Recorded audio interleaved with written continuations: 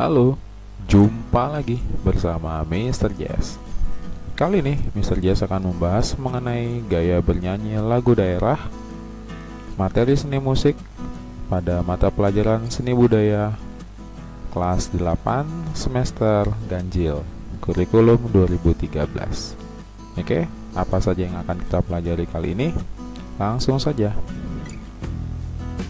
Adapun tujuan pembelajaran yang pertama, mengidentifikasi ciri lagu daerah Indonesia. Yang kedua, mengidentifikasi fungsi lagu atau musik daerah Indonesia.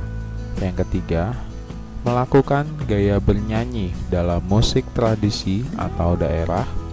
Yang keempat, bernyanyi lagu daerah secara unisono. Dan yang kelima, mengomunikasikan gaya bernyanyi lagu daerah secara unisono dalam musik tradisi, baik dengan lisan maupun tulisan.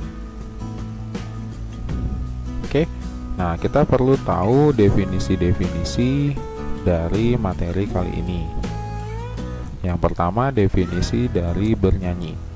Bernyanyi atau menyanyi adalah suatu tindakan vokal untuk menghasilkan hal musikal dengan menggunakan suara.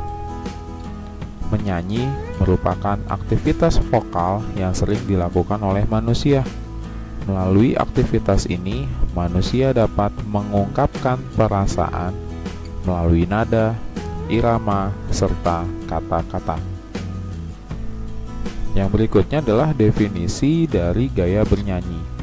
Gaya bernyanyi itu adalah teknik atau cara khusus yang digunakan pada saat menyanyikan sebuah lagu dan menjadi ciri seseorang dalam membawakan sebuah lagu sesuai dengan jenis lagunya. Nah, gitu ya. Jadi gaya bernyanyi itu bisa menjadi ciri khas gitu ya, ciri khas seorang penyanyi. Oke, yang berikutnya, nah definisi dari lagu daerah adalah lagu yang berasal, tumbuh dan berkembang di daerah setempat dan dinyanyikan secara turun-temurun oleh masyarakat di daerah tersebut sesuai budaya dan adat istiadatnya. Lagu daerah merupakan identitas dari suatu daerah. Nah, gitu ya. Jadi identitas dari suatu daerah itu bisa ditunjukkan dari lagu daerahnya. Nah, lagu daerah itu memiliki ciri-ciri. Apa saja ciri-cirinya?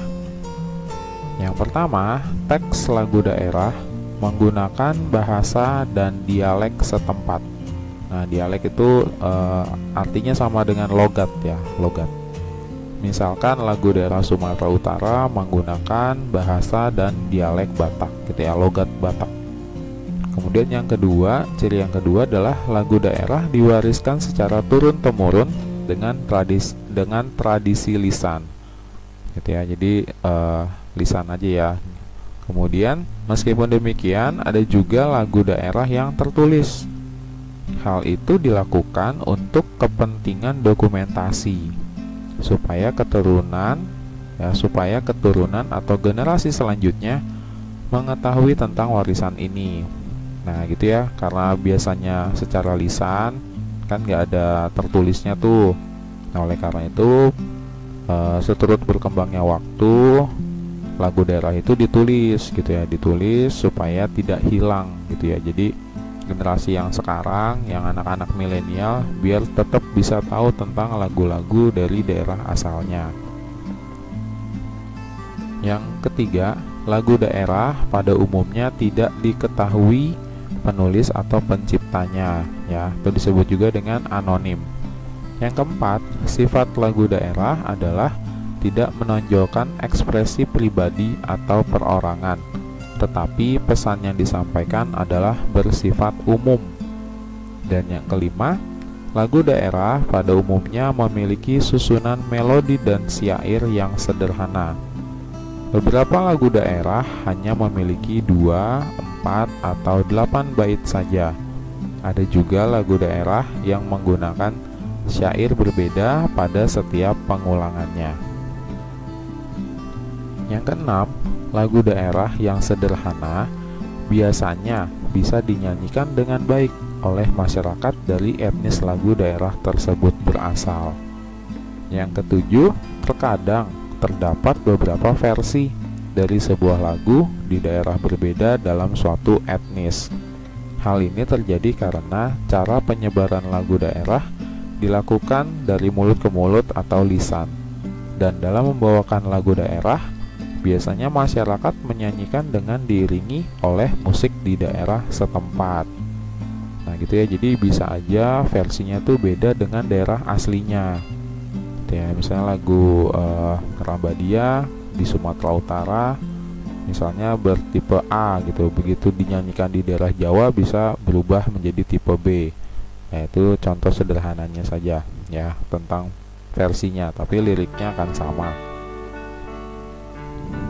Oke, kemudian ada beberapa judul lagu daerah, diantaranya ini ya, nomor 1 Apuse berasal dari Papua, Ampar-ampar pisang berasal dari Kalimantan Selatan, Bungong Jumpa dari Aceh, Seri Kuning lagu Jakarta, Rek Ayore Jawa Timur, Gundul Pacul Jawa Tengah, Soleram Riau, Sinanggar Tulo Sumatera Utara, Ayam Den Lapeh Sumatera Barat, Sipatokaan Sulawesi Utara.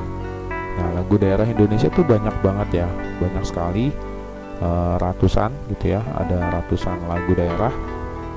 Nah, cuma yang mungkin cukup familiar adalah 10 lagu ini. Masih ada sih yang familiar lainnya, cuman supaya tidak kebanyakan, saya hanya mencantumkan 10 saja. Tapi tentu masih banyak lagu-lagu daerah yang cukup familiar, yang sering dinyanyikan oleh anak-anak. Kemudian lagu daerah itu memiliki fungsi-fungsi. Fungsinya yaitu yang pertama, sarana komunikasi.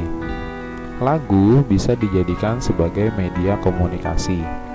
Sang pencipta lagu berusaha mengkomunikasikan apa yang dirasakan atau menyampaikan suatu keadaan atau situasi kepada pendengarnya.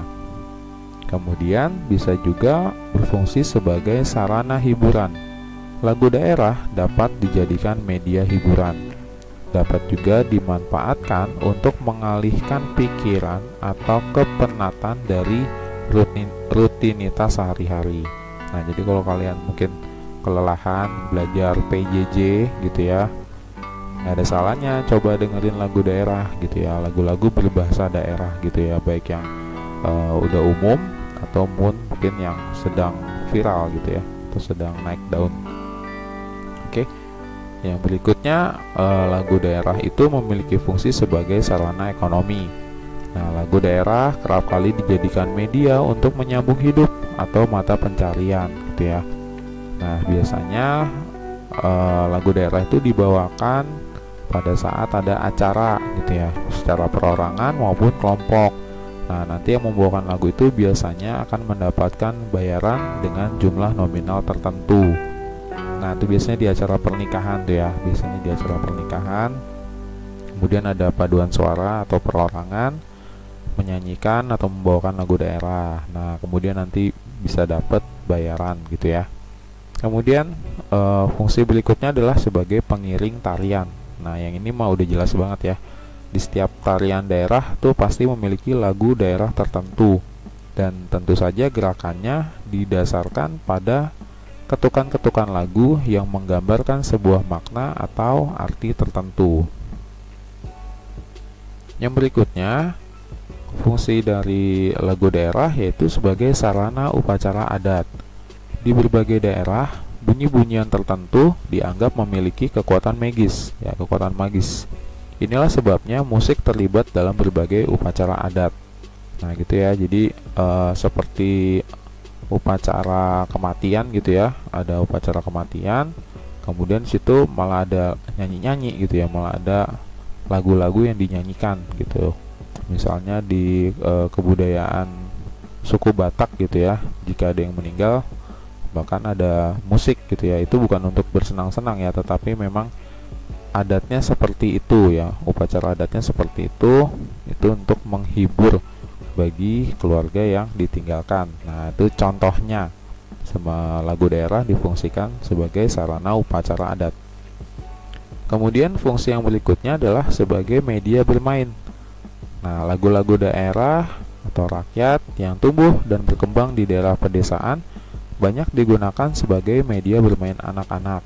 Nah, seperti yang tadi 10 lagu yang saya cantumkan, itu pada umumnya sering sekali dinyanyikan oleh anak-anak sebagai media bermain gitu ya. Oke, nah itu maksudnya tadi disampaikan di sebelumnya. Kemudian lagu daerah itu ada beberapa hal gaya bernyanyinya yang perlu kita perhatikan, yaitu gaya bernyanyi lagu daerah cenderung berbeda-beda di setiap daerah dan mencerminkan ciri khas masyarakatnya. Contohnya, gaya bernyanyi lagu daerah Sunda dan Jawa lebih kalem daripada gaya bernyanyi lagu daerah Betawi. Lagu daerah dibawakan sesuai dengan teknik ucapan dan artikulasi daerahnya, sehingga teknik menyanyi lagu tradisi antar daerah bisa saja berbeda-beda. Lagu daerah biasanya dibawakan oleh paduan suara dan dinyanyikan secara unisono atau satu suara. Namun ada juga yang dibawakan seorang diri. Nah, contohnya seperti Madihin.